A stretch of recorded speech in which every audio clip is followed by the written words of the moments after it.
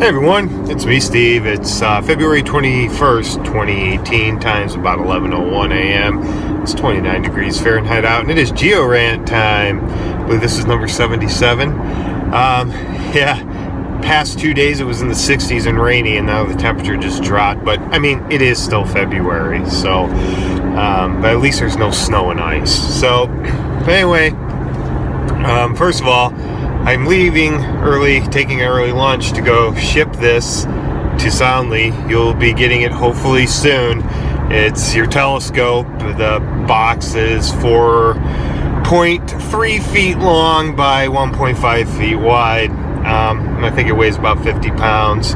Thanks for paying for the shipping. But I'm going to talk today a little bit about the Precambrian, this side of the time chart. But I'm going to talk about it a little differently today. I'm just going to talk about why, even though this is Precambrian, this is 88.1% of the Earth's history, the most recent part is what we have divided out so much and know so much about. Well, there's reasons for that. The Precambrian, there are actually a lot of Precambrian rocks out there. There's a ton of them. It's not so much, there are incomplete parts of the Precambrian, but that's only part of the reason why it's not studied very well. The Precambrian is studied a lot by economic geologists because that's where all the precious metals tend to be. Not always, but a lot of them. But that's not really why.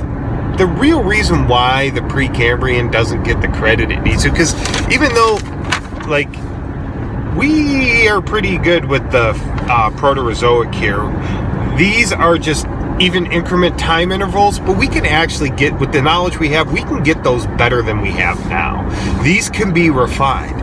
So why don't we? Well, honestly, it's because there's not cool things in it. There's not, other than stromatolites, the sedimentary rocks are there's nothing in them, really, at least the macroscopic scale. Yeah, stromatolites are single-celled organisms, but they live in mats and colonies, so they form large fossils.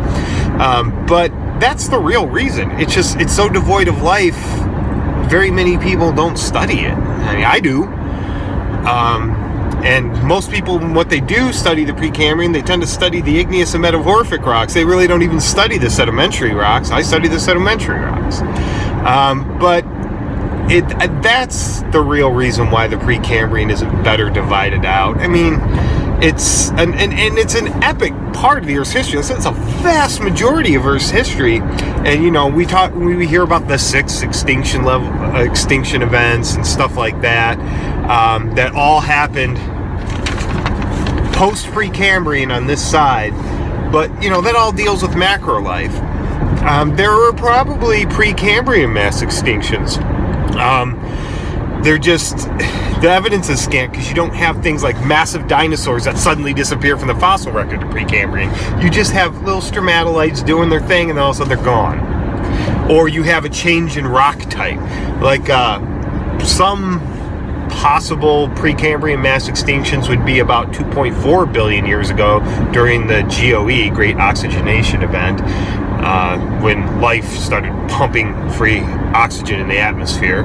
Another one would probably be at 1.85 billion years ago, when banded iron formations all but stop in the Precambrian sedimentary record. And by 800 million years, or 700 million years, I forget the exact number, there are no more banded iron formations to this day. They're done. But a couple of things happened at 1.85 billion years ago. Not only does banded iron formation or BIF production plummet, but you have the Sudbury impact, which makes the KT kind of look like a walk in the park. Well, by the way, we don't call it the KT boundary anymore. We dropped the term tertiary. If you look on the left here, it used to be right here.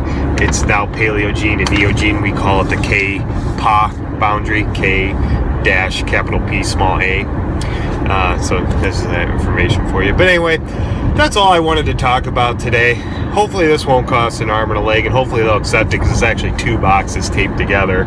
But anyway, if you want, leave comments below. You have any questions, go ahead, and I hope you learned something.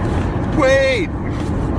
Sorry, I forgot to mention one other possible Precambrian mass extinction other than at the Neoproterozoic Cambrian boundary, you know, the whole snowball Earth thing, which I still don't buy. But there's another one at about a billion years ago. If you notice, like stromatolites, like I mentioned before, they're in saltwater and freshwater. They have been for a long time, but it seems like in the mid-continental rift area, in the rift fill sedimentary rocks that followed the rift as the basin subsided, there were a lot of freshwater stromatolites, because we know that most of that is all freshwater deposits. And then after the Copper Harbor Formation stopped being deposited about 1.086-ish billion years ago, they're all but gone. For some reason, they're just gone. We only see marine ones in the fossil record for a while after that. I mean, obviously they were still around, or they readapted to freshwater, but the freshwater ones just disappeared. But anyway, all right, I am done now, so have a good day, all.